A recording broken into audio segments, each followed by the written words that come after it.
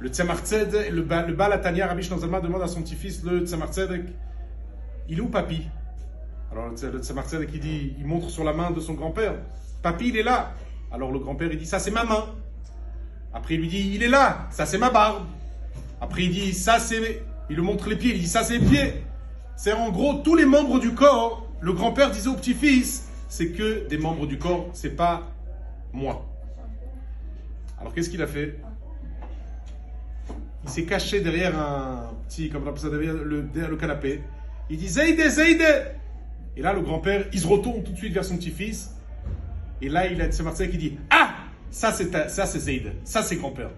En gros, qu'est-ce qu'il voulait faire comprendre le petit-fils qui était déjà très intelligent? Que peut-être là tu me dis c'est ma main, là c'est mon, etc. et c'est pas moi. Mais quand je t'ai appelé, toi grand-père, tu t'es retourné directement à l'instant T quand je t'ai appelé. Le Baal HaTanya il dit aujourd'hui que vous savez, dans le Beth Amikdash Sheni, dans le deuxième Beth Amikdash, il n'y avait pas l'arche sainte. Le premier Beth Amikdash, il y avait l'arche sainte. Et là-bas, il y avait la dimension de la Shekhinah, ça s'appelle la sagesse de Dieu, en direct, sans passer par le processus des mondes. Par contre, le deuxième Beth Amikdash, il n'y avait pas l'arche sainte. Ça fait quoi? Ça fait que l'endroit était sacré, il n'y avait que le Kohen Gadol qui pouvait rentrer une fois par an.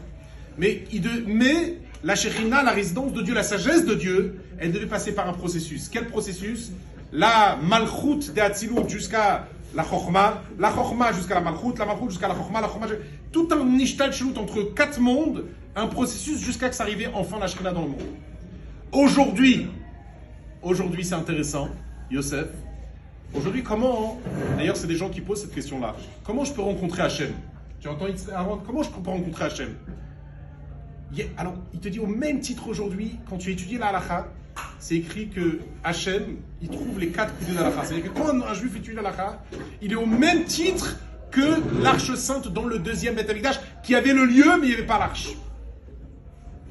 Un juif, quand il étudie la halakha, Akadosh Baruch Hu, il passe par un processus des mondes et par des caractères de la Chokhmah à la Malchut, comme on a dit, x3, Atzilut, Bria, Yetzira, jusqu'à qu'il arrive à Asiya. Et enfin, chaque élément que tu étudies dans le monde matériel, ok, avec la bouche bien sûr, eh bien tu expérimentes une lumière de Dieu au même titre que l'arche, que le Kodesh HaKodashim, que le Saint des Saints dans le Beth Amikdash, Sheni du deuxième Beth Amikdash.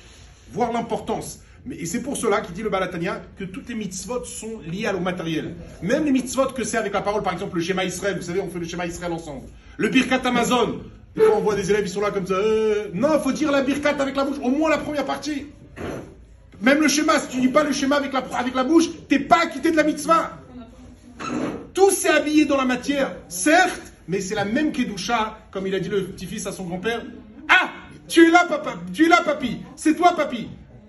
Quand tu t'es retourné, tout ton essence s'est retourné. Pareil, l'essence de Dieu se trouve dans les mitzvot aujourd'hui matériels, les halachot et les mitzvot qu'on fait matériellement.